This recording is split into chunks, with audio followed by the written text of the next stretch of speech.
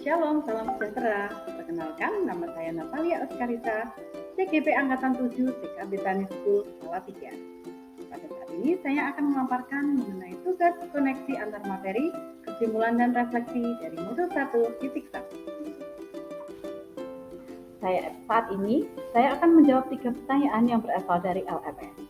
Yang pertama, saya percaya murid dan pembelajaran di kelas sebelum saya mempelajari modul 1.1 adalah sebagai berikut.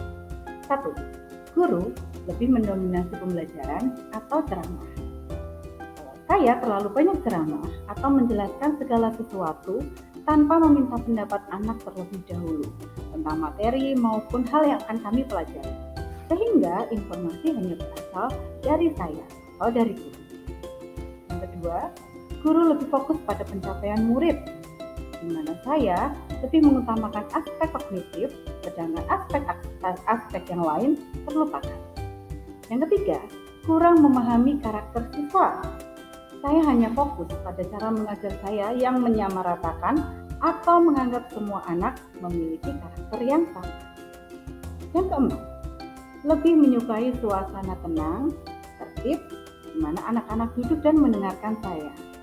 Jika dalam keadaan tersebut tidak ada anak-anak yang ingin bertanya atau anak-anak berbicara.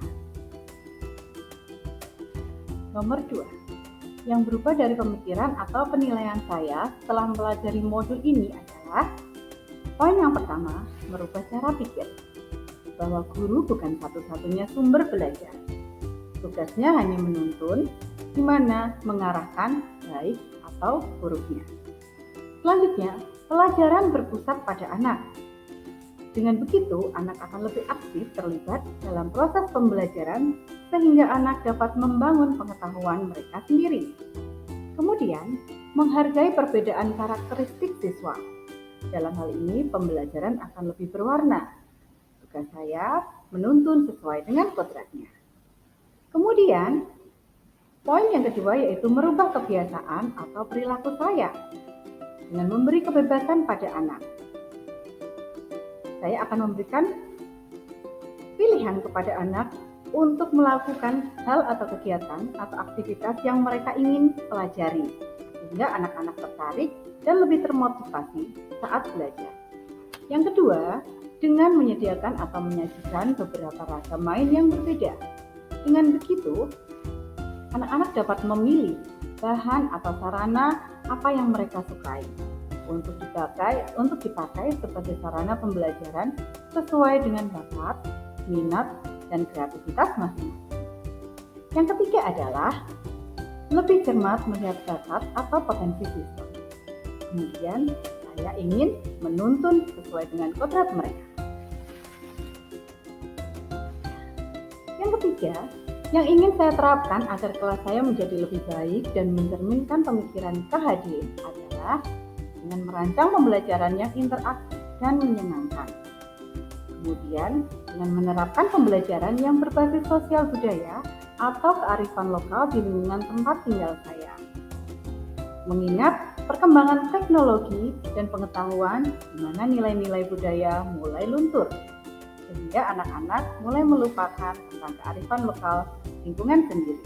Yang ketiga, membiasakan aspek budi pekerti, di mana pembiasaan baik harus selalu saya lakukan atau teladankan agar anak-anak pun dapat bersikap menjadi pribadi yang lebih baik.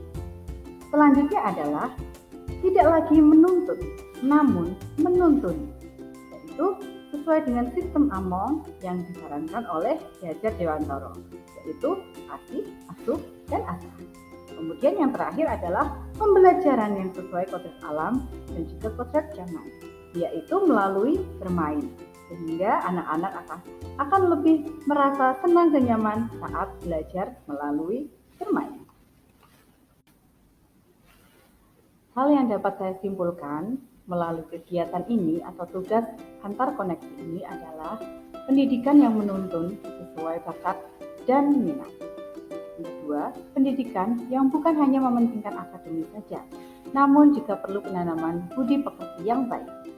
Kesimpulan yang ketiga, pendidikan yang menghambat pada anak. Demikian pemaparan saya mengenai tugas koneksi antar materi modul 1.1. Guru penggerak, bergerak, tergerak, menggerakkan. Terima kasih.